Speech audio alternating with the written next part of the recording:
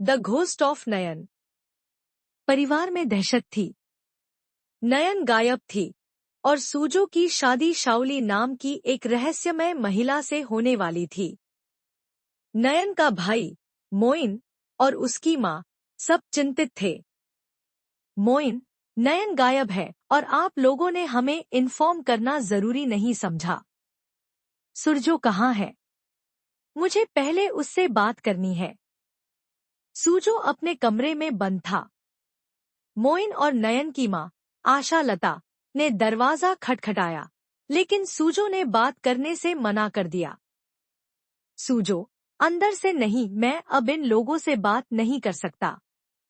नहीं समझेंगे ये लोग, मोइन ने जोर दिया।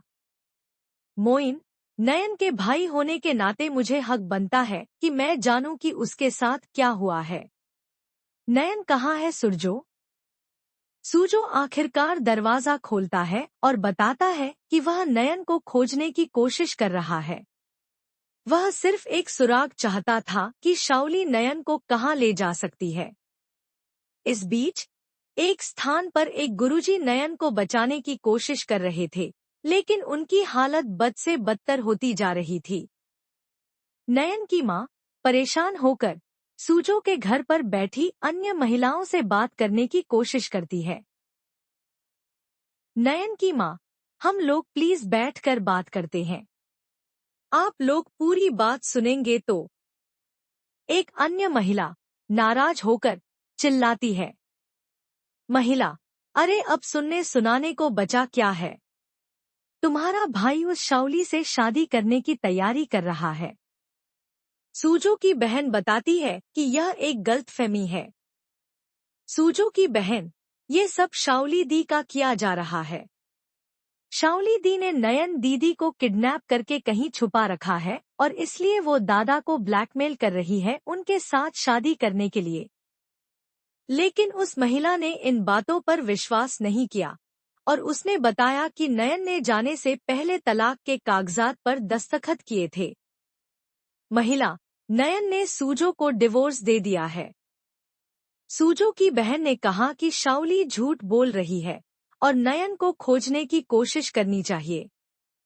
उसने यह भी बताया कि शाओली की साड़ी पर खून के दाग क्यों थे।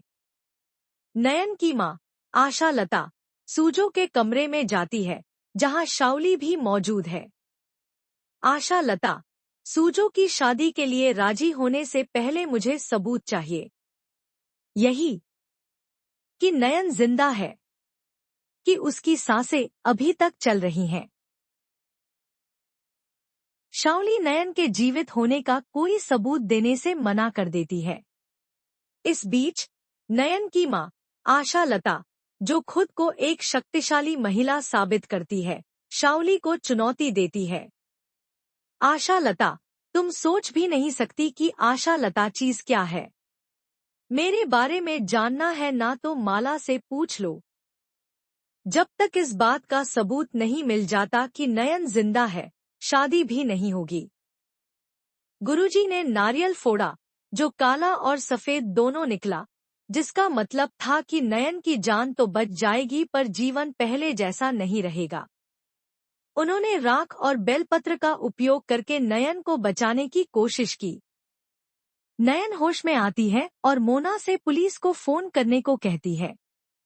वह कहती है कि शाओली कोई इंसान नहीं, बल्कि एक प्रेत आत्मा है। नयन, आप लोग समझ क्यों नहीं रहे हैं? पुलिस इंसानों को पकड़ती है, भूतों को नहीं। शाओली इंसान नहीं है, वो एक प्रेत आत्मा है। नयन की माँ पूरी तरह से परेशान अंत में फैसला करती है। नयन की माँ, नहीं, जब तक नयन नहीं मिल जाती मैं इस घर के बाहर एक कदम भी नहीं रखूंगी। मुझे बस अपनी बेटी की परवाह है। मुझे ऐसा दामाद नहीं चाहिए। जरूरत पड़े तो मैं अपनी बेटी की दोबारा से शादी करवा दूंगी, एक ऐसे इंसान के साथ जो अपनी पत्नी की हिफाजत करना जानता हो। शाओली को यह पता चलता है कि नयन की माँ उसे चुनौती दे रही है, लेकिन वह अभी भी अपनी शर्तों पर अड़ी हुई है। शाओली, अगर आप चाहते हो कि नयन वापस आ जाए तो सूजो को मुझसे शादी करनी होगी, क्योंकि अगर यह शादी नहीं हुई तो नयन जरूर मरेगी। सूजो अंत में बाहर आता है और घोषणा करता है, सूजो, रुको, शादी होगी। सूजो की घोषणा से शाओली की चाल सफल होती है, लेकिन नयन की मां और भाई अभी भी नयन को खोजने की उम्मीद नहीं छोड़ते।